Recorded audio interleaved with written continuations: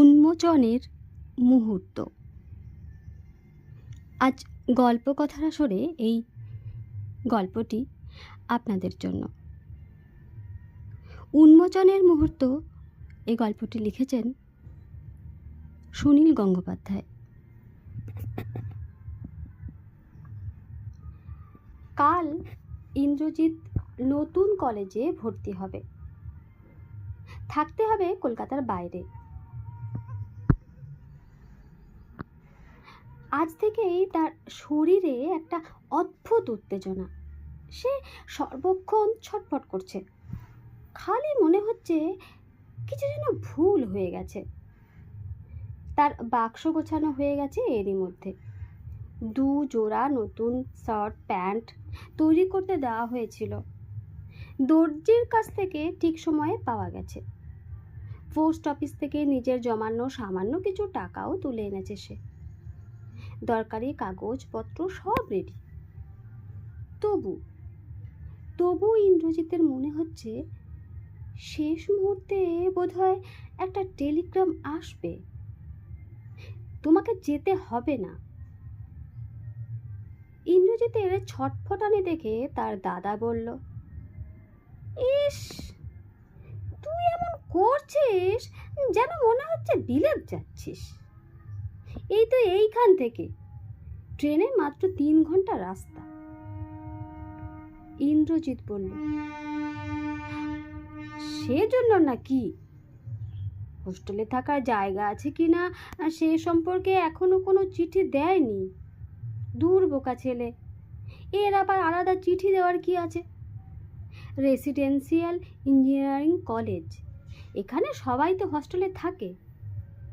ইন্দ্রজিতের দাদা আর্টসের ছাত্র, কিন্তু ভাব দেখাচ্ছে এমন যেন ইঞ্জিনিয়ারিং কলেজ সম্পর্কে ও সব জানে।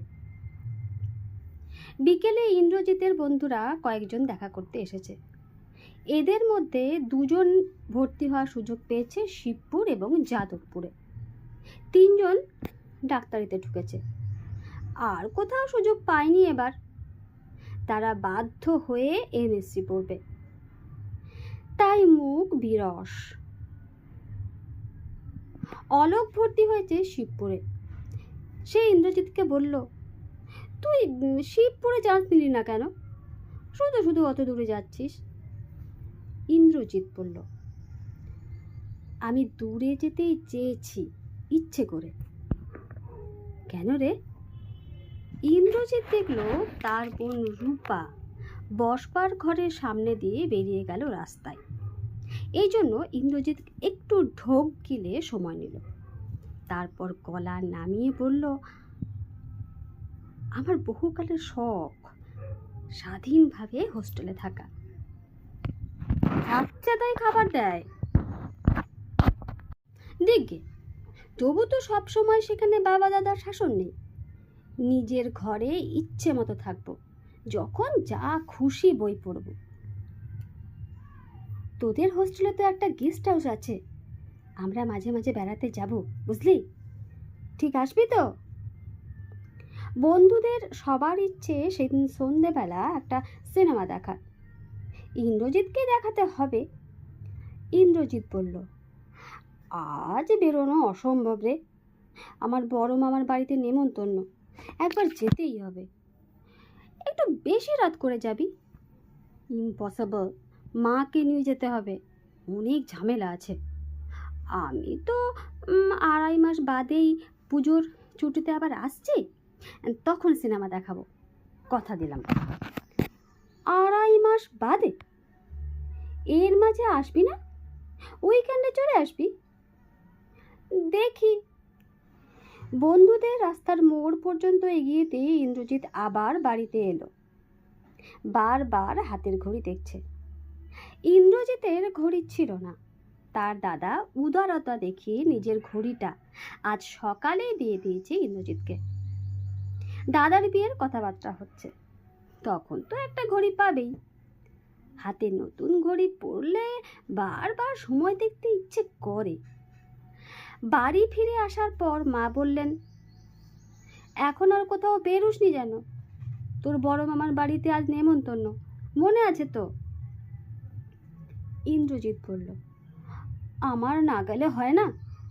মা বললেন, দূর পাগল, তোর জন্যই তো বিশেষ করে।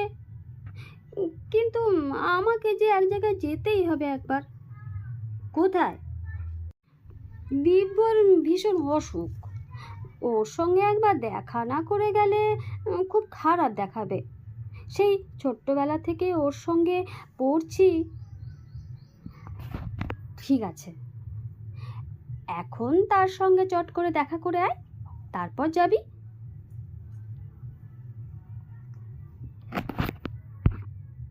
ওরা টালিগঞ্জে থাকে তো, যাতায়াতে অনেকটা সময় লেগে যাবে।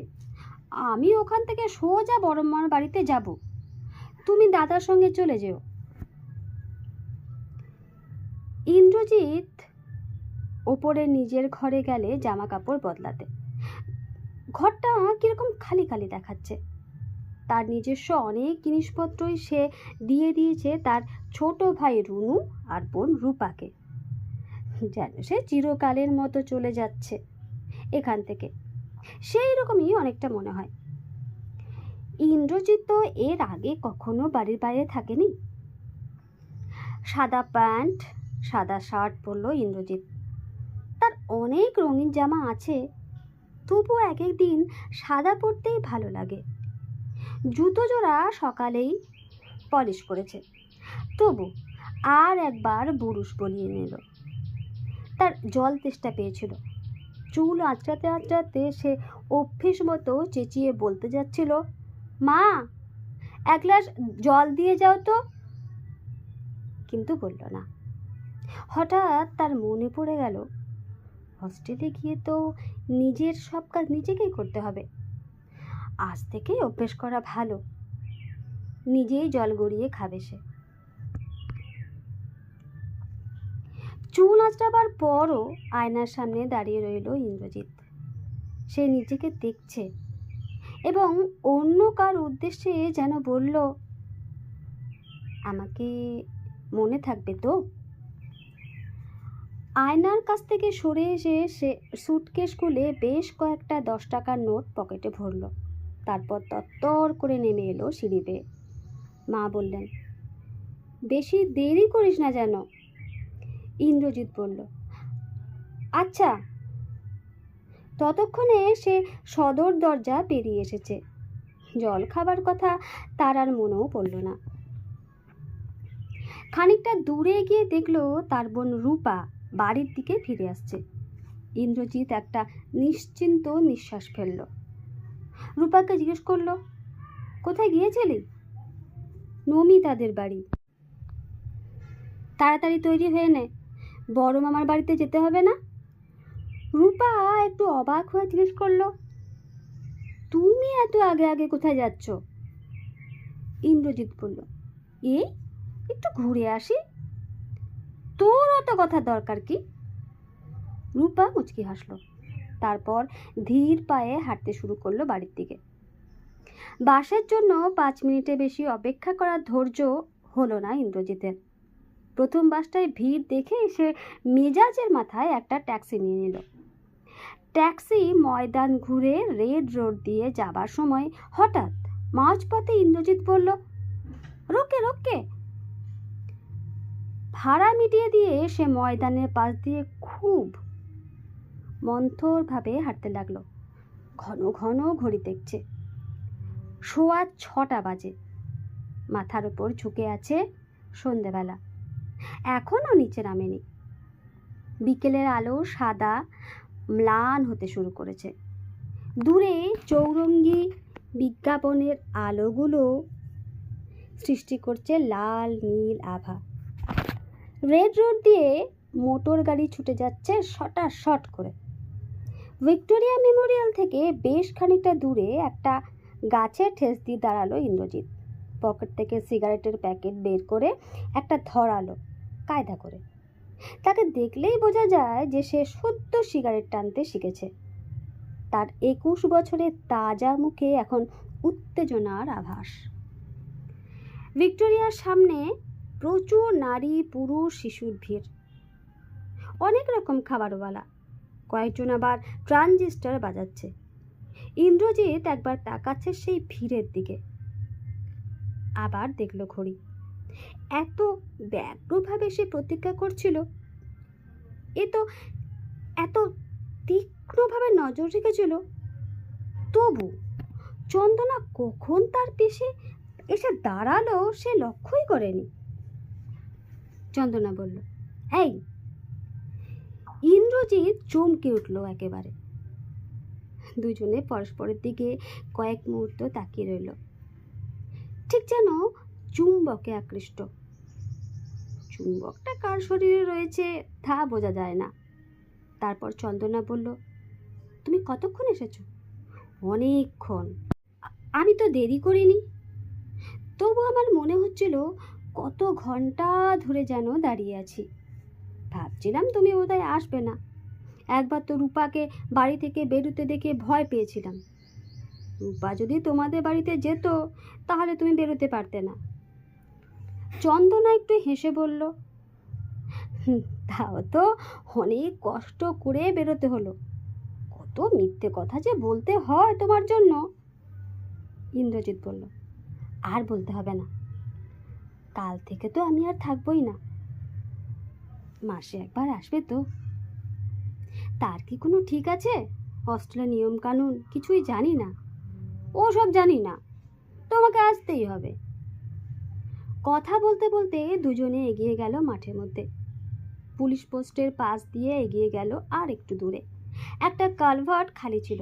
সেখানে চন্দনা বসতে যাচ্ছে, ইন্দ্রজিৎ বলল, একটু দাঁড়াও। পকেট থেকে রুমাল বার করে জায়গাটা ঝেড়ে দিয়ে তারপর রুমালটা পেতে দিল চন্দনাকে। বলল, বসো। চন্দনা বলল, রুমালটা পাতার দরকার নেই।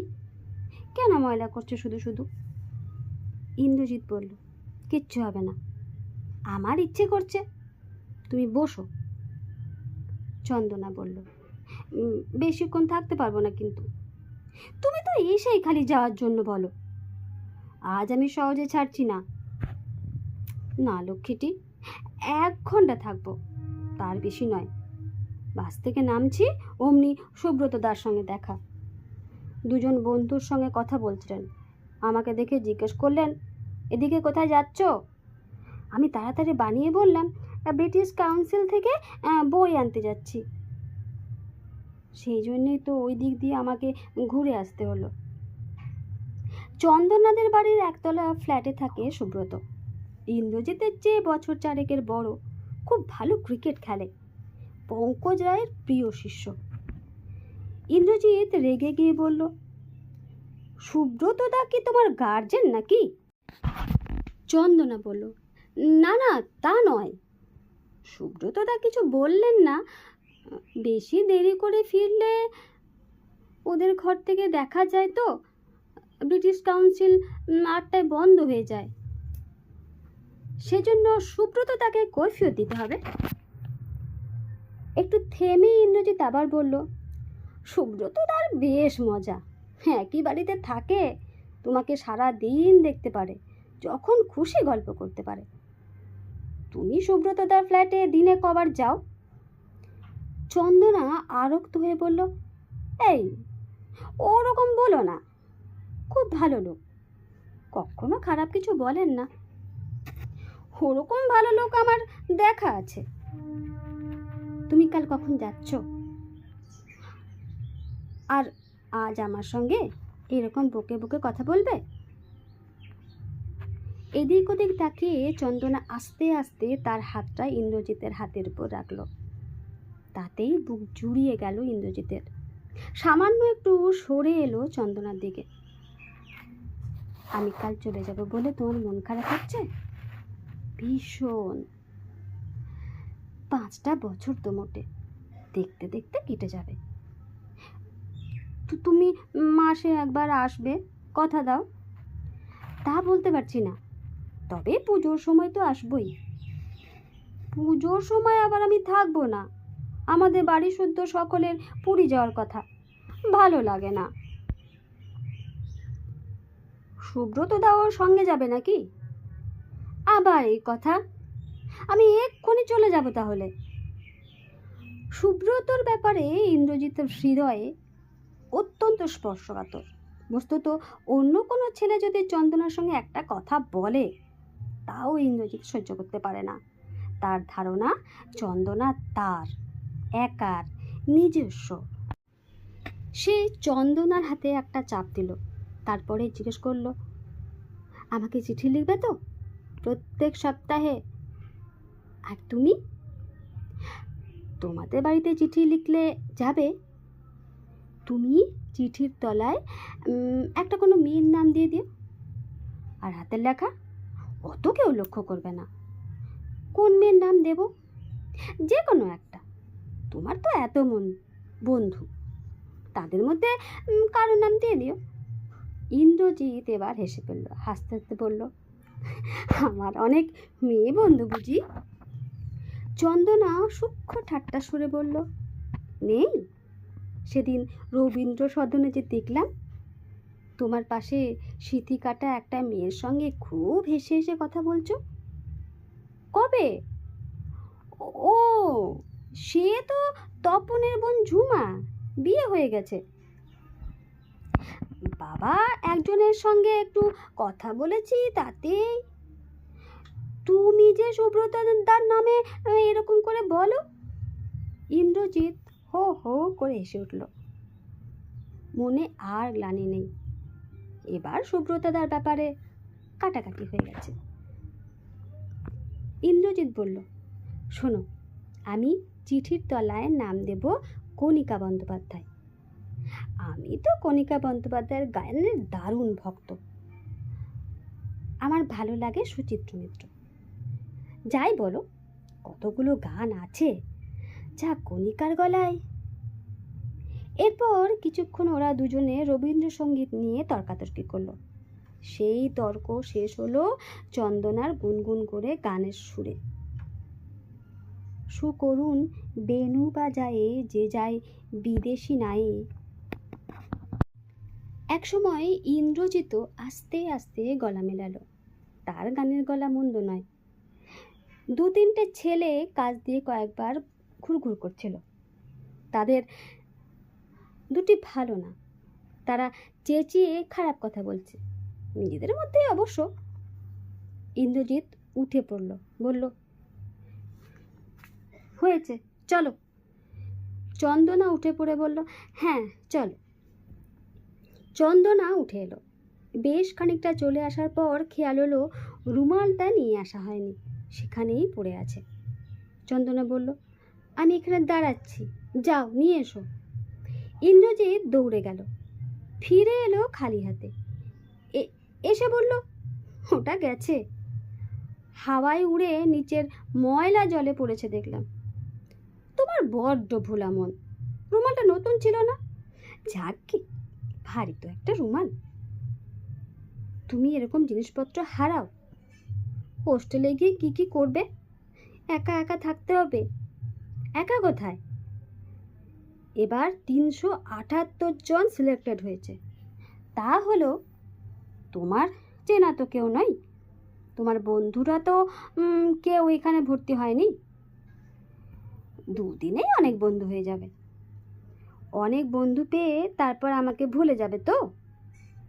ইন্দ্রজিৎ আবার সেই চুম্বক আড়ষ্ট চোখে তাকালো চন্দনার দিকে। তার হাসি মাখা ঠোঁটে বলল, হ্যাঁ ভুলে যাব, তোমাকে একদম ভুলে যাব, আর কোনো দিনও মনে পড়বে না। তুমি খুশি হবে তো? এবার চন্দনার পালা। সেও একই রকম আকৃষ্ট চোখে তাকিয়ে বলল, যেদিন তুমি আমাকে ভুলে যাবে সেই দিনই আমি মরে যাব। দেখো, ঠিক সেই দিনই মরে যাব। আর যদি কোনোদিন না ভুলি, তাহলে তুমি চিরকাল বেঁচে থাকবে। বলো? ওরা সদ্য কৈশোর পেরিয়েছে, তাই অনায়াসে এরকম কথা বলতে পারে।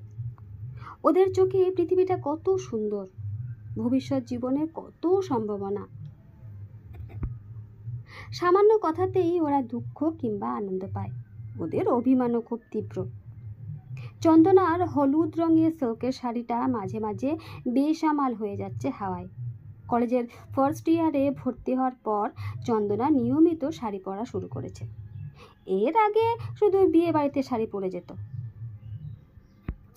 এখনও ভালো করে শাড়ি সামলাতে শেখেনি। আঁচলটা গা থেকে পড়ে গেলেই সে লজ্জায় লাল হয়ে ওঠে। ইন্দ্রজিৎ তার দিকে তাকিয়ে হাসে, একবার চোখ ফিরিয়ে নেয়, আবার তাকায়। চন্দনা বলল, আমরা এদিকে কোথায় যাচ্ছি? ইন্দ্রজিৎ বলল, বাহ, মনে নেই? আজ তোমাকে খাওয়াবো বলেছিলাম না? চন্দনা ব্যস্ত হয়ে বলল, না না, আজ থাক। কেন? অনেক দেরি হয়ে যাবে। কিচ্ছু দেরি হবে না। কেউ দেখে ডেকে ফেলবে। কেউ দেখবে না। আমি ওয়াটগঞ্জে একটা খুব নিরিবিলি চীনের রেস্তোরাঁ দেখে এসেছি, সেখানে কেউ যাবে না। আজ থাক না বাবা। ইন্দ্রজিৎ দাঁড়িয়ে পড়ে কড়া গলায় বলল, ঠিক আছে, আজ সারা রাত ফিরবো না। রাজি? তুমি পারবে? তুমি পারবে কিনা বলো। আচ্ছা, দেখা যাক। আজ সারা রাত রাস্তায় রাস্তায় ঘুরবো। হাঁটতে হাঁটতেই ওরা চলে এলো একটা নিরিবিলি রেস্তোরাঁর কাছে। ওদের সৌভাগ্য একটা কেবিন খালি ছিল। সেখানে ঢুকে ইন্দ্রজিৎ এক গাদা খাবারের অর্ডার দিল। চন্দনাও আপত্তি শুনল না। বেয়ারা অর্ডার নিয়ে চলে যাওয়ার পর ইন্দ্রজিৎ টেবিলের ওপর থেকে চন্দনার কোমল দক্ষিণ হাত তুলে নিল নিজের হাতে। তারপর বলল, তোমার হাতের পাঞ্জা ঠিক গরম যার মতো লাল। হাত ছাড়িয়ে নিয়ে চন্দনা বলল, এই, আমাকে 30টা টাকা দাও তো। অবাক হয়ে ইন্দ্রজিৎ বলল, 30 টাকা? কি হবে? দাও না, দরকার আছে। এখন? হ্যাঁ। ভেবা চাকা খেয়ে ইন্দ্রজিৎ 5টা বার করে দিল। চন্দনা নিজের হাতে ব্যাগ খুলে বার করলো একটা রুমালের প্যাকেট। সেটা ইন্দ্রজিতের দিকে বাড়িয়ে দিয়ে বলল, এতে 6খানা রুমাল আছে।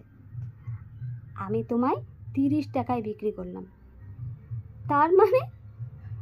রুমাল কারোকে এমনি এমনি দিতে নেই, জানো না? যত সব কুসংস্কার। চন্দনা এক ধমক দিয়ে বলল, রুমালগুলো হাতে নিয়ে একবার দেখলেও না। পছন্দ কিনা বলো।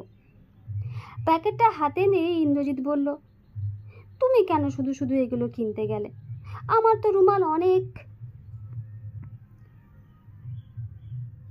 যেরকম ভাবে হারাচ্ছ দেখলাম তো। খুব চমৎকার।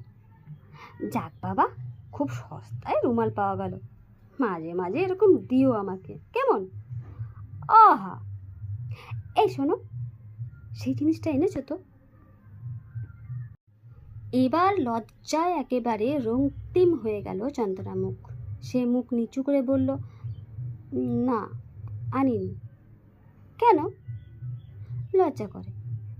ইন্দ্রজিৎ চটে উঠে বলল, তোমাকে এত করে বললাম, তবু তুমি আনলে না। দেখি তোমার ব্যাগ দেখি। চন্দনা ব্যাগটা লুকোতে চায়। ইন্দ্রজিৎ উঠে দাঁড়িয়ে ঝুঁকে সেটা জোর করে কেড়ে নিল। ব্যাগ খুলতেই দেখতে পেল চন্দনার হাসি। ছাদের উপরে কতকগুলো ফুল গাছের টবের পাশে চন্দনা দাঁড়িয়ে আছে। চিবুক উঁচু করে দেখছে আকাশ। আঁচলটা উঠছে হাওয়ায়। গাঢ় চোখে ছবিখানার দিকে তাকিয়ে ইন্দ্রজিৎ বলল, কে তুলেছিল ছবিটা? সুব্রতদা। আরও অনেক তুলেছিল। এবার সুব্রতদার নাম শুনেও রাগ করল না ইন্দ্রজিৎ। খানিকটা উদারভাবে বলল, বেশ ভালো ছবি তোলেন না? অবশ্য ছবির সাবজেক্ট যদি ভালো হয়। টপ করে ছবিতে একটা চুমু খেয়ে ফেলল ইন্দ্রজিৎ। চন্দনা বলল, খুব অসভ্য হয়েছে না? তখন চন্দনার বাস্তব ঠোঁটে একটু ঠোঁট ছোঁয়াবার জন্য ইন্দ্রজিৎ ব্যাকুল বোধ করে। কেবিনের পর্দার ফাঁক দিয়ে সে বাইরের দিকে তাকায়। আর কেউ তাদের লক্ষ্য করছে না তো? ইন্দ্রজিৎ বসেছিল টেবিলের বিপরীতে। চন্দনার পাশে আর একটা চেয়ার খালি পড়ে আছে। ইন্দ্রজিৎ মিনতি করে বলল, চন্দনা, আমি তোমার পাশে ওইখানটায় বসবো। চন্দনা চোখ পাকিয়ে বলল, না। তবু ইন্দ্রজিৎ উঠতে যাচ্ছিল। এই সময় বেরসিকের মতো বেয়ারা ঢুকে খাবার নিয়ে আসলো।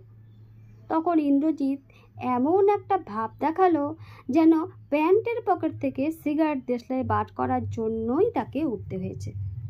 আবার বসে পড়ল ধপ করে।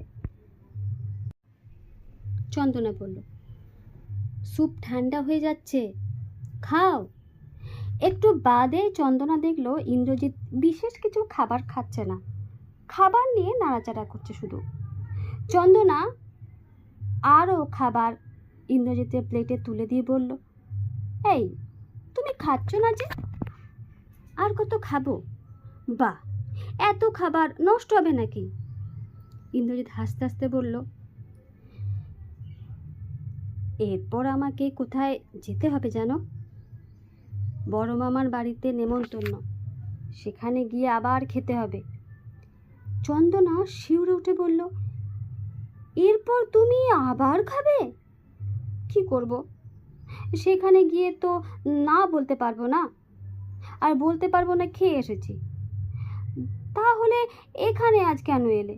আমি বারণ করেছিলুম কত। বেশ করেছি, আমার ইচ্ছে। খাওয়া দাওয়া শেষ করার পর ইন্দ্রজিৎ দাম মিটিয়ে দিয়েছে, বেয়ারাকে উদার হাতে দিয়েছে বকশিস। চন্দনা আর দেরি করতে পারছে না, তক্ষুনি উঠবে।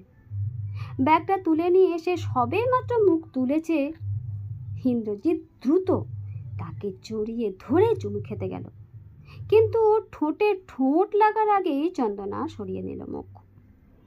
ইন্দ্রজিৎ তার পাশেই দ্রুত সরে গিয়ে পর্দা তুলে বলল, এসো। দোকান থেকে বেরোবার পর বেশ কিছুক্ষণ পর্যন্ত কেউ একটি কথাও বলল না। ইন্দ্রজিৎ ভয়ে ভয়ে তাকাচ্ছে চন্দনার দিকে। চন্দনা একবারও ইন্দ্রজিতের দিকে তাকায়নি। ইন্দ্রজিৎ চন্দনার কাছে বাহু আলতোভাবে ছুঁয়ে বলল, তুমি রাগ করেছো? চন্দনা মুখ না তুলে বলল, আমার কান্না পাচ্ছে। কেন? তুমি কেন এরকম করলে? ইন্দ্রজিৎ এবার চন্দনার হাত শক্ত করে চেপে ধরে বলল, তুমি তো আমার, তুমি আমার না। চন্দনা চুপ। বলল, তুমি আমার না? হ্যাঁ, তাহলে আমি তোমাকে একটু ইচ্ছে মতো আদর করতেও পারবো না? সেটা দোষ? একটুক্ষণ থেমে চন্দনা বলল, এরকম ভাবে নয়, আমার ভীষণ লজ্জা করে। চন্দনার গলায় কেমন একটা ব্যাকুলতা ছিল যা ইন্দ্রজিৎকে তৎক্ষণাৎ স্পর্শ করল। সে অনুতপ্তভাবে বলল, আচ্ছা, কথা দিচ্ছি, আর আর কখনো করব না। লোকজনের সামনে তোমায় লজ্জায় ফেলবো না। ইন্দ্রজিতের বাবা ওকে নিজে গিয়ে পৌঁছে দিয়ে আসবেন। ইন্দ্রজিতের এটা একেবারেই পছন্দ নয়। সে বড় হয়েছে, সে কি একা একা যেতে পারে না? অ্যাডমিশন টেস্টের সময় তো দাদা গিয়েই ছিল সঙ্গে, এখন তো আর কারুকে যাওয়ার দরকার নেই। ইন্দ্রজিৎ এই কথা মাকে কতবার বলেছে, কিন্তু বাবা যাবেনি। বাবার মুখের উপর কথা বলার সাহস ইন্দ্রজিতের নেই, বাধ্য হয়ে তাকে যেতে হলো। দুপুরে বাড়ি থেকে সকাল সকাল বেরিয়েছিল ওরা। ওখানকার স্টেশনে পৌঁছেছিল বিকেল 4টের সময়। বাবা স্টেশন থেকে এক গাদা ফল কেক কিনে দিলেন। প্রথম দিন হোস্টেলে কি খেতে দেয় না দেয় তার ঠিক কি। তারপর একটা সাইকেল রিক্সা নিলেন। স্টেশন থেকে কলেজ বেশ দূরের রাস্তা। সুটকেস বেডিং সমেত দুজন সেই একই রিক্সায় চেপেছেন। জবরজং অবস্থা। ইন্দ্রজিৎকে পা গুটিয়ে নিতে হয়েছে। খানিকটা যাওয়ার পরে বাবা বললেন, খোকা, তোকে একটা কথা বলবো, শুনবি? ইন্দ্রজিৎ বাবার মুখের দিকে তাকালো। বাবা বললেন, সব সময় মনে রাখবি, তোকে ভালো রেজাল্ট করতে হবে, বড় ইঞ্জিনিয়ার হতে হবে। অনেক কষ্ট করে তোকে লেখাপড়া শেখাচ্ছি।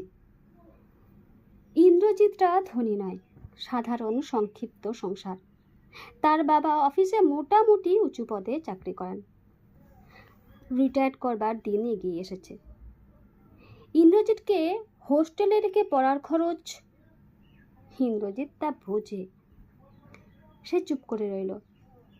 বাবা আবার বললেন, ছেলেবেলা থেকে আমারও খুব ইচ্ছে ছিল ইঞ্জিনিয়ার হওয়ার। আমার বাবা আমাকে পারেননি, সাধ্যে কুলোয়নি, তাই খুব দুঃখ পেয়েছিলাম। খুব ছোট্টবেলা তো, অত বুঝিনি। তারপর ভেবেছিলাম আমার কোনো ছেলে হলে তাকে আমি ইঞ্জিনিয়ার করবই। তোর দাদা নিজের ইচ্ছেতেই আর্টস পড়ল, সায়েন্সে মাথা ঘামালো না। এখন তোর উপরে ভরসা। ইন্দ্রজিৎ মুখে কিছু বলল না, মনে মনে বলল, বাবা আমি আপনার কথা রাখবো। আপনি দেখবেন আমি একদিন খুব বড় হব। হস্টেলের অনেক ছেলে ফাঁকিটাকি দেয়, ওদের সঙ্গে মিশবি না। আবার ভালো ছেলেও আছে, যার ইচ্ছে থাকে সে ঠিক পড়াশোনা করতে পারে। আর সব সময় শরীরের দিকে যত্ন নিবি। আর একটা রিক্সা ঠিক পেছনে আসছিল, তাতেও একজন প্রৌঢ় লোক ছিলেন, ইন্দ্রজিতের বয়সী একটি ছেলে। পায়ের কাছে বাক্স বিছানা। একই কলেজের ছেলে বলে মনে হলো। কলেজের কম্পাউন্ডে এসে রিক্সা থেকে নামার পর সেই ছেলে নিজে থেকেই আলাপ করতে এলো ইন্দ্রজিতের সঙ্গে। সে জিজ্ঞেস করলো, আপনার কি সিভিল না ইলেকট্রনিক্স? ইন্দ্রজিৎ বলল, সিভিল। ছেলেটি বলল, আমারও তাই। ভালোই হলো, একসঙ্গে থাকা যাবে। আমার নাম অরূপ বসু। ইন্দ্রজিৎ নিজের নাম জানালো। অরূপ ছেলেটি বেশ পাতলা, গায়ের রং অসম্ভব ফর্সা। মুখখানা দেখলে বেশ বুদ্ধিমান বলে মনে হয়। সে এসেছে বোলপুর থেকে। অল্পক্ষণের মধ্যেই তাদের ভাব হয়ে গেল। এদিকে অরূপের বাবার সঙ্গেও আলাপ জমে উঠেছিল ইন্দ্রজিতের বাবার। এক পর ট্রেন, ওরা একসঙ্গেই ফিরবেন। একটু বাদেই জানা গেল যে অরূপ আর ইন্দ্রজিতের একই জায়গায় থাকবার জায়গা হয়নি। অরূপের ঘর আবুল কালাম আজাদ ওয়ার্ডে আর ইন্দ্রজিতের সর্দার বড় ভাই প্যাটেল ওয়ার্ডে। সুপারিনটেন্ডেন্টের কাছে দুই পিতাই অনেক করে অনুরোধ করলেন যাতে ওদের এক ঘরে না হোক এক বাড়িতে রাখা হয়। তিনি মাথা নেড়ে বললেন, না, সব নতুন ছেলেদের একসঙ্গে থাকতে দেওয়ার নিয়ম নেই। নতুন পুরনো মিলিয়ে মিশিয়ে থাকাই নিয়ম। ইন্দ্রজিতের বাবা ছেলেকে সঙ্গে নিয়ে এলেন তার ঘর দেখতে। ঘর বেশ ভালোই, 3 তলার উপরে, যথেষ্ট আলো হাওয়া, দক্ষিণ দিকে বিরাট জানালা। কলেজ এখন ছুটি, 2 দিন পরে ক্লাস শুরু হবে, তাই বাইরের ছেলেরা অনেক আসেনি। হস্টেলটা নিস্তব্ধ মনে হলো। সিঁড়ির কাছে দুটি ছেলেকে দেখে বাবা বললেন, বাবা আমার ছেলেটাকেই রেখে গেলাম, তোমরা একটু দেখো। এ কথা শুনে এমন লজ্জা করলো ইন্দ্রজিতের, সে কি বাচ্চা ছেলে নাকি? বাবাদের নিয়ে আর পারা যায় না। ছেলে দুটি খুবই সম্ভ্রমের সুরে বলল, হ্যাঁ নিশ্চয়ই, আপনি কিছু চিন্তা করবেন না, ওর কোনো অসুবিধে হবে না। বাবা বললেন, তোমরা সব আছো বড় ভাইয়ের মতো। ইন্দ্রজিৎ বাবাকে পৌঁছে দিয়ে এলো গেট পর্যন্ত। তিনি অরূপের বাবার সঙ্গে এক রিকশায় চলে গেলেন। ইন্দ্রজিৎ ফিরে এলো নিজের ঘরে। সন্ধে হয়ে এসেছে, বিকেলে আর কিছু খেতে দেবে না বোধহয়। সঙ্গে কিনে আনা কমলালেবু খেতে লাগলো খোসা ছাড়িয়ে। ঘরটা তার খুব পছন্দ হয়েছে। বারান্দার এক কোণে ছোট্ট নিরিবিলি। ইন্দ্রজিৎ এর আগে কখনো এক ঘরে শোয়নি। তার বহুদিনের শখ একা থাকার। বাবার কথা রাখবে সে, এই কটা বছর খুব মন দিয়ে পড়াশোনা করবে। এইসব জায়গায় হঠাৎ যেন ছুপ ছুপ করে অন্ধকার নেমে আসে। দরজার পাশে সুইচ, সে আগেই দেখে রেখেছিল। আলো জ্বালতেই এসে পড়ল দারুণ জোরে এবং ধাক্কা খেল, যেন ভূতের ঠেলা মারল তাকে। ইন্দ্রজিৎ চমকে গিয়ে ছিটকে পড়ে যাচ্ছিল। কোনো রকমে সামলে নিল নিজেকে। ব্যাপারটা সে বুঝতে পেরেছে, ইলেকট্রিক শক।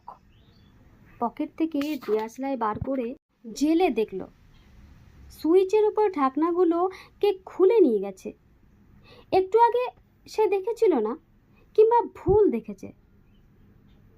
এরকম খোলা সুইচ রাখা খুব বিপজ্জনক।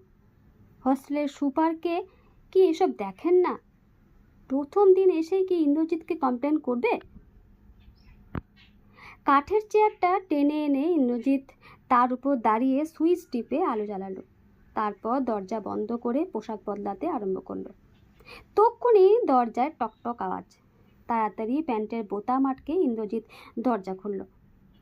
বাইরে 7-8 জন ছেলে দাঁড়িয়ে আছে। এদের মধ্যে একটু আগে সিঁড়িতে দেখা গিয়েছিল সেই দুজনও রয়েছে। সেই দুজনের মধ্যে একজন বলল, এই যে ভাই, তোমার সঙ্গে আলাপ করতে এলাম। ইন্দ্রজিৎ বিনীতভাবে বলল, আসুন আসুন। ইন্দ্রজিৎ দেখল সেই ছেলেদের অন্যদের হাতে একটি করে টর্চ, 2-1 জনের হাতে টেনিস স্টিক। বোধহয় এখানে প্রায়ই আলো নিভে যায়। লম্বা মতো ছেলেটি বলল, তোমার বাবা বলে গেছেন, শুনেছ তো? আমরা তোমার দাদা হই। আমাদের নামগুলো বলছি, শুনে নাও।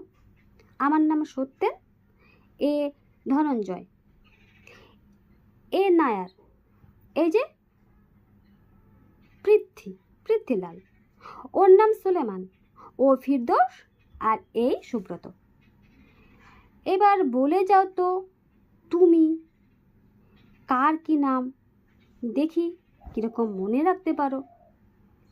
একবার মাত্র শুনে এতগুলো ছেলের নাম মনে রাখা শক্ত, তবুও ইন্দ্রজিৎ খুব চেষ্টা করলো বলবার। একটা ভুল হলো তার।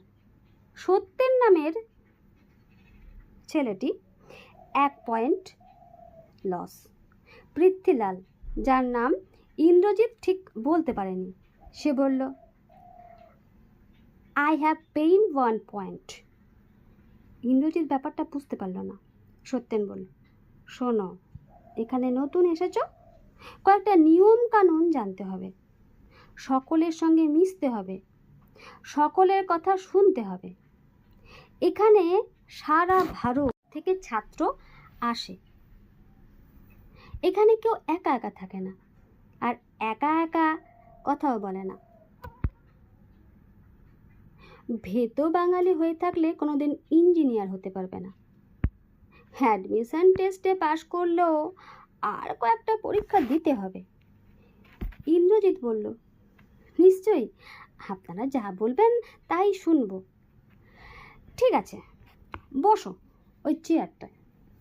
ইন্দ্রজিৎ চেয়ারে বসা মাত্র একজন হকি স্টিকের খোঁচা দিয়ে নিভিয়ে দিল আলো। সঙ্গে সঙ্গে 7-8টা টর্চের আলো তার চোখে। ইন্দ্রজিৎ 2 হাতে চোখ ঢেকে ফেলল। একজন বজ্রগম্ভীর কণ্ঠে হুকুম দিল, চোখ খোলো। ইন্দ্রজিৎ হাত সরিয়ে নেওয়ার চেষ্টা করেও পারল না। চোখ একেবারে ঝলসে যাচ্ছে কেন? বলল, পারছি না। একজন বলল, এ কি, শুরুতে কাত, চোখ খোল শালা। ইন্দ্রজিৎ হাত দিয়ে চোখ পিটপিট পিটপিট করতে লাগলো। নাম কি? ইন্দ্রজিৎ সরকার। বাবার নাম? নিকুঞ্জলাল সরকার। ঠাকুরদার নাম? গোকুল বিহারী সরকার। ঠাকুরদার বাবার নাম? ইয়ে মানে 1 পয়েন্ট। শালা, বাপের ঠাকুরদার নাম আমরাও জানি না, তুই বানিয়ে বলতে পারলি না?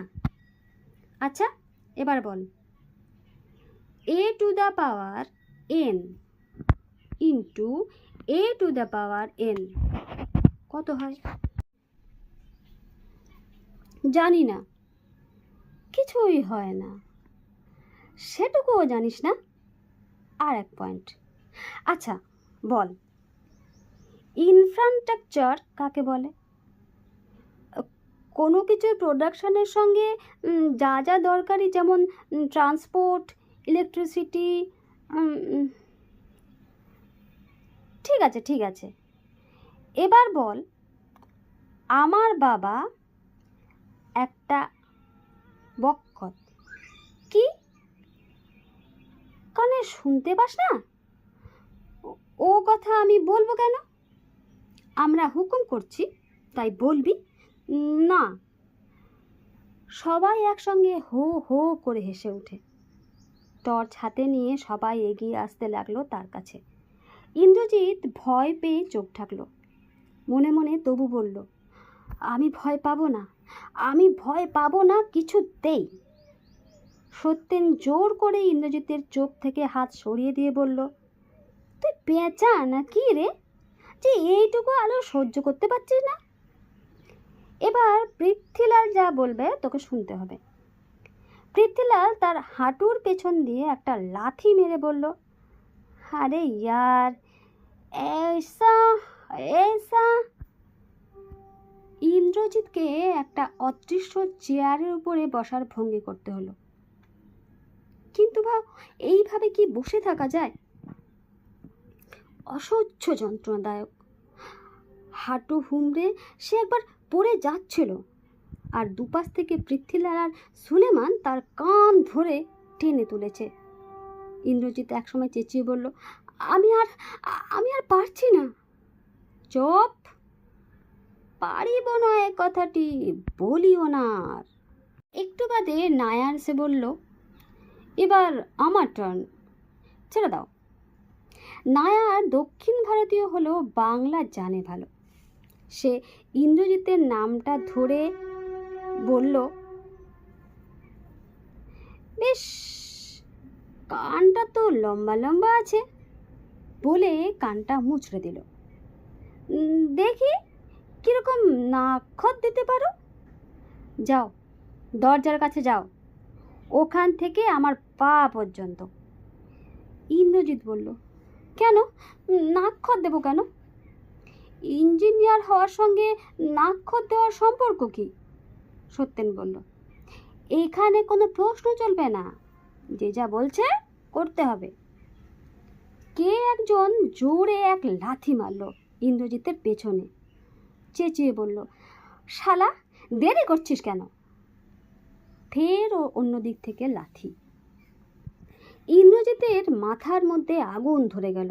তার ইচ্ছে হলো সেও এলো পাথারি হাত পা ছড়ে, কিন্তু এতগুলো বড় বড় ছেলের সঙ্গে সে একা পারবে কি করে? বাধ্য হয়ে ইন্দ্রজিৎকে নাক্ষত দিতেই হলো। একবার না, 5 বার। দরজার কাছ থেকে নায়ারের পা পর্যন্ত আসতে হবে। এর মধ্যে একবার মাথা তুলে ফেললেই আবার গোড়া থেকে। এরকম আরও কতক্ষণ চলতো তার ঠিক নেই। একসময় খাবারের ঘন্টায় বেজে উঠল। নিষ্কৃতি পেয়ে উঠল ইন্দ্রজিৎ। সবারই খিদে পেয়েছে। খাবারে ঘন্টা বাজলে কেউ আর 1 মিনিটও দেরি করতে চায় না। সত্যেন জিজ্ঞেস করল, এই, তুমি খাবারের ঘর চেনো? ইন্দ্রজিৎ চেনে না। সত্যেন বলল, চলো আমাদের সঙ্গে। খাবারের ঘরে বিরাট লম্বা টেবিল, সবগুলো চেয়ার ভর্তি হয়নি। অনেক ছেলে এখনো বাড়ি থেকে ফেরেনি, নতুন ছেলেরাও কেউ আসেনি। নতুনের মধ্যে ইন্দ্রজিৎ একা। ইন্দ্রজিৎ চেয়ার টেনে নিয়ে বসতে চাইছে। একজন মোটা মতন ছেলে তার কাঁধ ধরে বলল, এই দাঁড়াও। তারপর সে অন্যদের জিজ্ঞেস করলো, এ কি আইটি মিক্সচার খেয়েছে? সত্যেন বলল। সত্যেন, নায়ার, পৃথ্বীরাজ এরা একসঙ্গে বলল, না, এখনো খায়নি। মোটা ছেলেটি বলল, বাহ, মিক্সচার খায়নি? তার আগেই খেতে বসলো যে? এই, দাঁড়াও তুমি, আমি মিক্সচার বানিয়ে আনছি। সে একটা গেলাস নিয়ে চলে এলো। একটু বাদে ফিরে এলো ভর্তি করে। কি দিয়ে মিক্সচার বানিয়েছে কে জানে, অদ্ভুত তার রং। আর একজন তার হাত থেকে গেলাসটা নিয়ে খানিকটা নুন আর মরিচ মিশিয়ে দিল। আর একজন নিজের চটি জুতো খুলে গেলাসের উপর ঘষে দিল কিছুটা ধুলো। এবার সেটা ইন্দ্রজিৎকে খাওয়ানো হবে। আর একটি ছেলে লাফিয়ে উঠে বলল, দাঁড়া, আরেকটু বাকি আছে। গেলাসটা হাতে নিয়ে সে সকলের সামনেই প্যান্টের বোতাম খুলে খানিকটা হিসি করে দিল গেলাসের মুখে। সত্যি। তারপর হাসতে হাসতে গেলাসটা ইন্দ্রজিতের দিকে তাকিয়ে বলল, নে শালা, খা। সব দেখে শুনে ঘেন্নায় ইন্দ্রজিতের বমি আসছিল। সে কঠিন মুখ করে বলল, না, আপনারা কি ভদ্রলোকের ছেলে?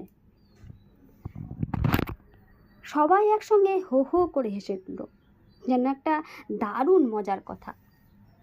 মোটা মতো ছেলেটা বলল, ওরে বাবা, কত ভদ্রলোক এসেছে রে! এত বড় ভদ্রলোক তো এখানে থাকা চলবে না। না ভাই, এটা খেয়ে যাতে ওঠো। ইন্দ্রজিৎ মুখ ফিরিয়ে নিল। তখন 3-4 জন মিলে চেপে ধরল তাকে, জোর করে খাওয়াবে। ইন্দ্রজিৎ ঠোঁট দিয়ে তলা আটকে রেখেছে। ধস্তাধস্তি শুরু হয়ে গেল। ইন্দ্রজিতের গায়ে জোর আছে, কিন্তু অত জনের সঙ্গে পারবে কেন? ওরা তার ঠোঁটের কাছে গেলাসটা চেপে ধরে আছে। ঝটকা দিয়ে নিজেকে ছাড়াতে গিয়ে ইন্দ্রজিৎ পড়ে গেল মাটিতে। আত্মরক্ষার জন্য তাড়াতাড়ি ঢুকে পড়ল টেবিলের নিচে। তারপরে আরও বিপদে পড়ল। টেবিলের তলা থেকে সে আর বেরোতেই পারল না। অন্য ছেলেরা যে যার চেয়ারে বসে পড়েছে। ইন্দ্রজিৎ যেদিকে দিয়ে বেরোতে অমনি সেদিক থেকে তাকে লাথি মারে। খেলার ছলে নয়, রীতিমতো জোরে। তার চোখে মুখে যেখানে সেখানে লাগতে থাকে। ইন্দ্রজিৎ একটা কুকুরের মতো টেবিলের তলায় এদিক ওদিক ঘুরতে লাগলো আর লাথি খেতে লাগলো। তার কান্না এসে যাচ্ছে, কিন্তু সে জানে কেঁদে ফেললে এরা আরও পেয়ে বসবে। এবার সে বলল, আমি ক্ষমা চাইছি, আমাকে এবার ছেড়ে দাও। 2-3টে ছেলে বলল, যথেষ্ট হয়েছে, এই এবার ছেড়ে দে, একদিনে বেশি হয়ে যাচ্ছে। মোটা ছেলেটি বলল, আচ্ছা ছেড়ে দিচ্ছি, এদিক দিয়ে বেরিয়ে এসো। ইন্দ্রজিৎ একটু মুখ বের করতেই সে জিজ্ঞেস করলো, এবার মিক্সচারটা খাবে তো? আমি পারবো না, কিছুতেই পারবো না। তবে খা শালা, লাথি খা। মোটা ছেলেটি দারুণ জোরে লাথি মারল ইন্দ্রজিতের মুখে। তার নাক দিয়ে ঝরে পড়ল কয়েক ফোঁটা রক্ত। তার ইচ্ছে হলো ওই মোটা ছেলেটির পা কামড়ে দেয়। সেরকম কিছু করলো না সে। সে টেবিলের নিচে শুয়ে রইল চিত হয়ে। সে আর এখন বেরোতে পারবে না। হঠাৎ ছেলেদের মধ্যে কি যেন একটা পরিবর্তন এসে গেল। সত্যেন নিচু হয়ে টেবিলের তলায় মুখ ঝুঁকিয়ে বলল, কি হলো, এসো। না, আমি এখানেই থাকবো। সত্যেন হাত ধরে টেনে বার করলো ইন্দ্রজিৎকে। নরম গলায় বলল, ছি, এতে রাগ করতে আছে? একটু একটু ইয়ার্কি ঠাট্টা হচ্ছে। সত্যেন নিজের পকেট থেকে রুমাল বের করে মুছে দিল ইন্দ্রজিতের মুখ। তাকে চেয়ারে বসানো হলো। অন্য ছেলেরা আগ্রহ করে তার প্লেটে তুলে দিল খাবার। সত্যেন বলল, ভালো করে পেট ভরে খাও, যা লাগবে চেয়ে নেবে, লজ্জা করবে না। এখানে তো আর মা নেই যে সেদে সেদে খাবে, লজ্জা করলেই মরবে। তারপর একটু নিচু গলায় মিষ্টি করে সত্যেন বলল, এক্ষুনি সুপারিনটেন্ডেন্ট আসছে, তাকে যদি কোনো নালিশ করো তাহলে তোমার সারা পা ব্লেড দিয়ে চিড়ে সেখানে নুন ছিটিয়ে দেওয়া হবে, বুঝলে? প্রায় সঙ্গে সঙ্গেই হোস্টেলের সুপার এসে গেলেন। বেশ হৃষ্টপিষ্ট সদাশয় চেহারা। নাকের নিচে মোটা গোঁফ। সুপার জিজ্ঞেস করলেন, নতুন ছেলেটি কোথায়? কয়েকজন বলল, এই যে স্যার, এই যে। সুপার ইন্দ্রজিৎকে জিজ্ঞেস করলেন, তোমার কোনো অসুবিধা হচ্ছে না তো? ইন্দ্রজিৎ একটুখানি চুপ করে রইল। সে বুঝতে পারল অন্যরা সকলেই তার দিকে তাকিয়ে আছে। সে নিঃশ্বাস দমন করে বলল, না। সুপার বললেন, তোমার সব দাদারা রয়েছেন, কিছু অসুবিধা হলে সিনিয়র ছেলেদের বলবে, তারাই সব ব্যবস্থা করে দেবে। সত্যেন এবং আরও কয়েকজন ছেলে বলল, হ্যাঁ হ্যাঁ স্যার, আমরা তো আছি, আমরাই সব দেখাশোনা করব, আপনি কিচ্ছু চিন্তা করবেন না। সুপার যেটুকু সময় রইলেন সে সময় সকলেই খাওয়ার খুব ব্যস্ত হয়ে পড়ল। কোনো কথা নেই, শুধু খাওয়ার শব্দ। সুপার চলে যাওয়ার পর মোটা ছেলেটি উঠে গিয়ে দরজার কাছে এলো, বলল, এই ছেলেটা স্যারকে কিছু বলেনি, সেই জন্য একে একটা প্রাইজ দেওয়া উচিত। তারপর ইন্দ্রজিৎকে সাবধান হওয়ার সুযোগ না দিয়ে সেই গ্যাসের মিক্সচার ঢেলে দিল তার মাথায়।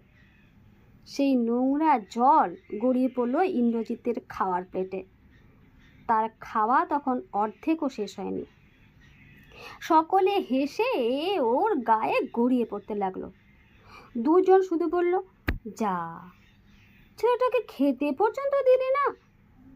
কিন্তু তাদের কথা চাপা পড়ে গেল অন্যদের কথায়। ইন্দ্রজিতের মনে হলো সে একটা শতপুরীতে বসে আছে। এরকম নিষ্ঠুর ছেলেদের দল সে আগে কখনো দেখেনি। সে অপমান আর অভিমান মেশানো গলায় বলল, আপনারা এতে কি আনন্দ পান? ঠিক আছে, আরও যা খুশি করুন, আমাকে মারুন। মোটা ছেলেটি বলল, পরের বছর তুমিও নতুন ছেলেদের নিয়ে আনন্দ করবে, চিন্তা কি? একে আনন্দ বলে? আপনাদের লজ্জা হয় না? না ভাই, আমাদের লজ্জা হয় না। ন্যাংটো হলেও আমাদের লজ্জা হয় না। তুমি ন্যাংটো হও, তাও আমরা লজ্জা পাবো না। আপনাদের দিকে তাকাতেই আমার ঘেন্না হচ্ছে। আপনারা পড়াশোনা করতে এসেছেন না? ইন্দ্রজিতের কথা শেষ হলো না। একজন বলিষ্ঠ ছেলে এসে বাঁ হাতে তার কলার চেপে রুক্ষ গলায় বলল, এই খোকা, এখনো ম্যানার্স শেখোনি? জানো না সিনিয়রদের মুখে মুখে কথা বলতে নেই? অন্য একটি ছেলে বলল, এখনো যে ব্রেন ওয়াশিং হয়নি, চল ব্রেন ওয়াশিংয়ে বসিয়ে দিই। 3-4 জন ইন্দ্রজিৎকে ঠেলতে ঠেলতে নিয়ে এলো বাথরুমে। ইন্দ্রজিতের মাথাটা ঠুকে ধরল কমোডের মধ্যে। ইন্দ্রজিৎ অনেক লড়াই করেও ছাড়া পেল না। একজন চেন টেনে দিতেই কমোডের নোংরা জলে ইন্দ্রজিতের মাথা ভিজে গেল। সেই রাতে সাবান মেখে চান করেও ইন্দ্রজিতের ঘেন্না যায় না। সঙ্গে 1 কৌটো পাউডার এনেছিল। সেই পাউডার শুধু গায়ে নয়, চুলের মধ্যেও ঢেলেছে। সাদা চুলে তাকে দেখাচ্ছে বুড়ো মানুষের মতো। বিছানায় কাঠ হয়ে শুয়ে আছে ইন্দ্রজিৎ। ঘুম আসছে না। হস্টেলে নতুন ছেলেদের উপর র্যাগিংয়ের কথা সে শুনেছিল। রাগে তার গা জ্বলেছে। ইচ্ছে করছে কাল ভোরবেলাতে এখান থেকে চলে যাবে। কিন্তু না, যাওয়া চলবে না। তাকে ইঞ্জিনিয়ার হতেই হবে, যত কষ্টই হোক। তার উপর অনেক আশা আছে। ফিরে গিয়ে সে চন্দনাকে কি বলবে? চন্দনার কথা ভাবতে ভাবতেই একটু বাদে তার ঘুম এসে গেল। পরদিন সকালে উঠে ইন্দ্রজিৎ সুটকেস খুলে তার সব বইপত্র বের করেছে। একসময় 4-5 জন ছেলে এসে ঢুকলো তার ঘরে। ওদের দেখে ইন্দ্রজিৎ শঙ্কিত হয়ে উঠল। আবার কি হবে কে জানে। ওদের দেখে ইন্দ্রজিতের শঙ্কিত হলো। ওদের মধ্যে সত্যেন আর ওই মোটা ছেলেটিও আছে। সত্যেন জিজ্ঞেস করলো, কি কাল রাতে ঘুম হয়েছিল তো? ইন্দ্রজিৎ মাথা নেড়ে বলল, হ্যাঁ। এর মধ্যে একটা রাত না ঘুমিয়ে কাটাতে হবে, রেডি থেকো। অন্য একজন বলল, সেটা যে সে রাত হতে পারে। মোটা ছেলেটি বলল, দেখি কি কি জিনিসপত্র এনেছো। তারা ইংরেজদের কাছ থেকে সুটকেস কেড়ে নিয়ে গোল হয়ে বসলো মাটিতে। জামা কাপড়গুলি টেনে টেনে বের করতে লাগলো। সুটকেসের মধ্যে রবীন্দ্রনাথের সঞ্চয়তা ছিল 1 খণ্ড। সেটা তুলে নিয়ে একজন বলল, এই কি, কবিতা? আরেকজন বলল, খুব আঁতেল মনে হচ্ছে। সত্যেন বলল, তুমি কি শান্তিনিকেতন বদলে ভুল করে এখানে চলে এসেছো? ইন্দ্রজিতের মনে হলো ইঞ্জিনিয়ারিংয়ের ছাত্রদের পক্ষে কবিতা পড়া বুঝি সত্যি অন্যায়। সে লজ্জায় পড়ে গিয়ে দুম করে একটা মিথ্যে কথা বলে দিল, ওটা আমার দাদার বই, ভুল করে চলে এসেছে। কিন্তু ইন্দ্রজিতের লজ্জা পাওয়ার এখনও অনেক বাকি আছে। ওরা ঘাঁটাঘাঁটি করে ইন্দ্রজিতের সব জিনিসপত্র বার করে ফেলল। ইন্দ্রজিৎ কখনো অন্যের জিনিসে এভাবে হাত দিত না, কিন্তু ওরা এইসব মানে না। সুটকেসের পকেট থেকে ওর অনেক কাগজপত্র একসঙ্গে বেরিয়ে এলো, চন্দনার ছবিটাও। একজন সেটা ছো মেরে তুলে নিল, সঙ্গে সঙ্গে সিজ দিয়ে বলল, আরে মায়েরি, দারুণ জিনিস। ইন্দ্রজিৎ লাফিয়ে উঠে বলল, দিন, ওটা শিগগিরই আমাকে দিন। কিন্তু যে ছেলেটা ছবিটা নিয়েছে সে ইন্দ্রজিতের চেয়ে অনেক লম্বা। সে হাতটা উঁচু করে বলল, দাঁড়াও দাঁড়াও, এটা কি তোমার দাদার জিনিস নাকি? ভুল করে নিয়ে চলে এসেছো। আপনারা পরের জিনিসে হাত দেন কেন?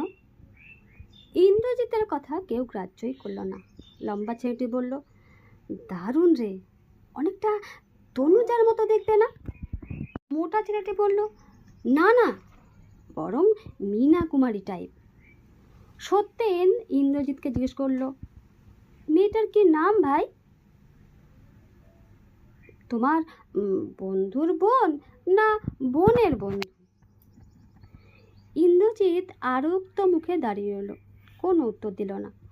লম্বা ছেলেটি সশব্দে ছবিটাতে একটা চুমু খেয়ে বলল, আহ। মোটা ছেলেটি বলল, এই আমায় দে একবার। ইন্দ্রজিতের চোখ দিয়ে আগুন ঝরছে, যেন ওরা চন্দনাকে অপমান করছে। সে কুঁয়ারের মতো ছুটে গিয়ে এক ঘুষি মারল লম্বা ছেলেটির নাকে। ঘুষিটা বেশ জোরেই হয়েছিল। ছেলেটা উফ করে নাক চেপে বসলো। তারপর সে এক ল্যাং দিয়ে ইন্দ্রজিৎকে ফেলে দিল মাটিতে। ইন্দ্রজিতের পিঠের উপর চেপে বসলো। মোটা ছেলেটিও বসলো তার আরেক দিকে। তারপর বলল, দেখ শালা, তোর মালকে নিয়ে আমরা এখন কি করি? একলা একলা মালবাজি করবি?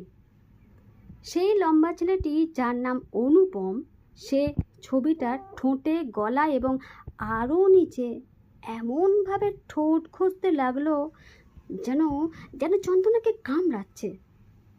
চন্দনার ব্লাউজে লেগে গেল তার লালা। সেই সঙ্গে যেসব কথা উচ্চারণ করতে লাগলো তা বলা যায় না। ইন্দ্রজিৎ প্রাণপণে চেষ্টা করে উঠে দাঁড়াবার, কিন্তু সে অসহায়। খানিক বাদে কে যেন সত্যেনের নাম ধরে ডাকতে ওরা সবাই একসঙ্গে চলে গেল ঘর ছেড়ে। ইন্দ্রজিৎ আস্তে আস্তে উঠে দাঁড়ালো। চন্দনার ছবিখানা দুমড়ানো মোচড়ানো অবস্থায় পড়ে আছে। সেটা তুলে নিয়ে ইন্দ্রজিৎ ছবিটাকে সমান করার চেষ্টা করতে লাগলো। তারপর অনেকক্ষণ সেটার দিকে তাকিয়ে রইল এক দৃষ্টে। ইন্দ্রজিৎ মনে মনে বলছে, তুমি আমার উপর রাগ করেছ? কতগুলো নোংরা হাত তোমাকে ছুঁয়েছে, ওরা তোমার সম্পর্কে নোংরা কথা বলেছে, আমি আমি বাধা দিতে পারিনি। তুমি রাগ করবে আমার উপর? তুমি তুমি সব বুঝতে পারবে না। ইন্দ্রজিৎ দেখলো ছবির মধ্যে চন্দনার হাসিটা একই রকম আছে। ছবিখানা হাতে নিয়ে এসে জানালা দিয়ে বাইরে তাকালো, যেন এখান থেকেই কলকাতা পর্যন্ত দেখতে পাবে। ইন্দ্রজিৎ আবার মনে মনে বলল, তুমি কোনোদিন আমাকে ভুল বোঝো না। যাতে ওরা আবার এই ছবিখানা নিয়ে কোনো রকম নোংরামি করতে না পারে। সে ছবিখানা কুচি কুচি করে ছিঁড়ে ফেলে দিল বাইরে। ছবির দরকার কি, চোখ বুঝলেই তো সে চন্দনাকে দেখতে পায়। এরপর আরও 4-5 দিন ধরে ইন্দ্রজিতের উপর এইরকম অত্যাচার হতে লাগলো। অত্যাচার কিংবা খেলা। একদিন সারা রাত ধরে ওদের অনেক হুকুম পালন করতে হলো, উচ্চারণ করতে হলো ওদের শেখানো অসভ্য কথা। ইন্দ্রজিৎ আর কিছুই প্রতিবাদ করলো না, কলের পুতুলের মতো সব কিছু করে যায়। 2 দিন বাদে সে শুনলো এরকম অত্যাচারের জন্য 4টি ছেলেকে হাসপাতালে ভর্তি করতে হয়েছে। কিন্তু তারাও অত্যাচারের ভয়ে কোনো অভিযোগ করেনি কর্তৃপক্ষের কাছে। প্রথম দিন এসে যে ছেলেটির সঙ্গে ইন্দ্রজিতের আলাপ হয়েছিল তার হিস্টেরিয়ার মতো অসুখ দেখা দিল। সে পড়াশোনা ছেড়ে চলে গেল বাড়িতে। ইন্দ্রজিৎ মনে মনে সব সময় বলে, আমি যাব না, আমি কিছুতেই হেরে যাব না। বাবা মা কিংবা চন্দনার কাছে আমি কোনো দিন এসব কথা বলতে পারবো না। আমাকে ভালো রেজাল্ট করতেই হবে। ইন্দ্রজিৎ বাড়িতে চিঠি লিখল, মা আমি খুব ভালো আছি, আমার জন্য কোনো চিন্তা করো না। এখানকার পরিবেশ যেমন চমৎকার, তেমনি এখানকার অন্য ছাত্ররা আমাকে সব ব্যাপারে সাহায্য করে, খাওয়া দাওয়া। সে কি চমৎকার তোমাকে বলবো। দিন 7 বাদেই ইন্দ্রজিতের মনে হলো হঠাৎ যেন একটা ঝড় থেমে গেছে। সকাল থেকে একজনও তাকে বিরক্ত করতে আসেনি। গতকালও সত্যেন সাইকেলটা তাকে কাঁধে করে নিয়ে যেতে হয়েছিল। আজ সত্যেন নিজে থেকেই তাকে ডেকে বলল, এই আয়, আমার পেছনে বস, রোদ্দুরের মধ্যে হাঁটবি। এ কথা শুনো ইন্দ্রজিৎ দাঁড়িয়েছিল। সত্যেন তার হাত ধরে টানল, সহাস্যে বলল, খুব গোমরা হয়ে আছিস কেন? মেয়েটির ছবি নিয়ে একটু বাড়াবাড়ি হয়েছিল, ওসব মনে রাখতে নেই, কম হয়েই থাকে। কয়েকদিনের মধ্যে সত্যেন আর সে মোটা ছেলেটা যার নাম সুকুমার, এরা ইন্দ্রজিতের সবচেয়ে ঘনিষ্ঠ বন্ধু হয়ে গেল। এসব তো 21 বছর আগেকার কথা। মাঝখানে নদী কত জল বয়ে গেছে। সেকেন্ড ইয়ারে ওঠার পর ইন্দ্রজিতের জীবনে হঠাৎ এক প্রবল ঝড়ের ঝাপটা লাগলো। একবার না, 2 বার। বাবা তার স্বপ্ন পূরণের ছবিটি দেখে যেতে পারেননি। এক রাতে ঘুমের মধ্যেই তিনি শেষ নিঃশ্বাস ত্যাগ করেন। পারিবারিক বিপর্যয়ে ইন্দ্রজিতের পড়াশোনায় বন্ধ হওয়ার উপক্রম হয়েছিল। টাকার অভাবে সে হোস্টেল ছেড়ে যেতে বাধ্য হয়েছিল তার। তখন সত্যেন, অনুপম আর কয়েকজনই তাকে যেতে দেয়নি, জোর করে আটকে রেখেছিল। ওরা যে কতভাবে ইন্দ্রজিৎকে সাহায্য করেছে তা কি সে জীবনে কখনো ভুলতে পারবে? অনুপমের কাকা আমেরিকান কনসুলেটের বড় অফিসার। তার সূত্রে অনুপম কয়েকখানা ইংরেজি বই অনুবাদের কাজ জুটিয়ে দিয়েছিল ইন্দ্রজিৎকে। সেই টাকাতে সে পড়াশোনা চালিয়ে যেতে পেরেছিল শেষ পর্যন্ত। আরেকটি ঝড়, তাতে উড়ে গেল চন্দনা। এক অর্চিন দেশের রাজকুমার এসে হরণ করে নিয়ে গেল তাকে। আজকাল এই সব রাজকুমাররা আসে বিলেত আমেরিকা থেকে। এই রাজকুমারটি এলো জার্মানি থেকে। সে যেমনই রূপবান তেমনই তার পার্থিব যোগ্যতা। চন্দনার সঙ্গে আলাপের পরেই পঞ্চাশরের কারসাজিতেই দুজনের মধ্যে গভীর প্রেম হয়ে গেল। প্রেম তো আর যুক্তি কিংবা পূর্বশ্রুতি মানে না। কলকাতায় ইন্দ্রজিতের সঙ্গে দেখা হওয়ার পর চন্দনা কাঁদতে কাঁদতে অনুনয় করেছিল সে ইন্দ্রজিতের কাছে মুক্তি ভিক্ষা চায়। জার্মানি প্রবাসী যুবকটি হবে তার জীবনসঙ্গী। প্রায় নিঃশব্দে অনুমতি দিয়েছিল ইন্দ্রজিৎ। তারপর চন্দনা 2টো চিঠি লিখেছিল তাকে। ইন্দ্রজিৎ উত্তর দেয়নি। ইন্দ্রজিৎ নিজেও চাকরি জীবনে কয়েকবার গেছে জার্মানিতে, কখনো চন্দনার খোঁজ করার প্রবৃত্তি হয়নি। প্রথম চাকরির সময় সত্যেন ছিল তার বস। ঠিক ছোট ভাইয়ের মতো সাহায্য করেছিল সে। বিভিন্ন সময়ে সুকুমার আর অনুপমের সঙ্গেও তার দেখা হয়েছে। প্রবল ইচ্ছা, তাস খেলা, পানাহারে কেটেছে অনেক সময়। ইঞ্জিনিয়ারিং কলেজে ভর্তির প্রথম কয়েকদিনের সেই ভয়াবহ অভিজ্ঞতার কিছুমাত্র গ্লানিও তার মনে স্থান পায়নি। শুধু অনুপমের দিকে সে মাঝে মাঝে এক দৃষ্টিতে তাকিয়ে থেকেছে। এই অনুপম সম্পর্কে একটা প্রবল ঈর্ষা বোধ রয়ে গেছে তার মনে। এই অনুপম কত নিবিড়ভাবে চুমু খেয়েছিল চন্দনার ছবিতে, আর ইন্দ্রজিৎ কোনো দিন আর চন্দনাকে আলিঙ্গন বা চুম্বনের সুযোগ পায়নি, এমনকি চন্দনার ছবিতেও না। এই অতৃপ্তি তাকে দগ্ধ করে চলছে এখনো। নমস্কার।